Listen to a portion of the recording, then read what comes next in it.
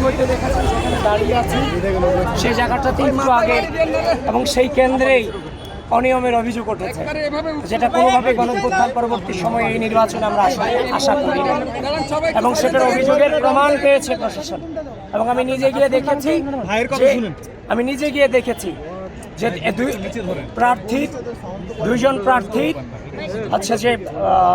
দুইজন প্রার্থীর যে নামের পাশে ক্রস চিহ্ন দেওয়া ছিল আগে থেকেই, অভিযোগের পর আমি ভিতরে গিয়েছি, সেটা তারা স্বীকারও করে নিয়েছে। অমর একুশে হলো সেম ঘটনা ঘটেছে।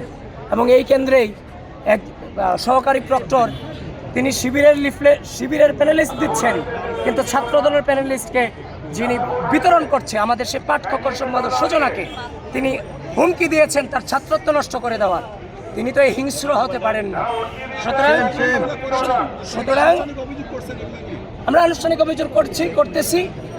মনে রাখবেন, যারা কারচুপি করেছে ইতিমধ্যে অভিযোগ এসেছে। ঢাকা বিশ্ববিদ্যালয়ের মাটিতে বাংলাদেশের স্বাধীনতাকে যারা বিশ্বাস করে না, ঢাকা বিশ্ববিদ্যালয়ের শিক্ষার্থীদের মানবাধিকারকে যারা বিশ্বাস করে না, বাক স্বাধীনতাকে যারা বিশ্বাস করে না, এই ঢাকা বিশ্ববিদ্যালয়ের মাটি থেকে কারচুপির নির্বাচনের মধ্য দিয়ে তাদের উত্থানকে ঢাকা বিশ্ববিদ্যালয়ের শিক্ষার্থীরা কোনোভাবেই মেনে নেবে না। সুতরাং বিশ্ববিদ্যালয় প্রশাসনকে বলছি, এই কারচুপির এগেইনস্টে দ্রুত ব্যবস্থা গ্রহণ করুন। লিখিত অভিযোগের ভিত্তিতে কোনো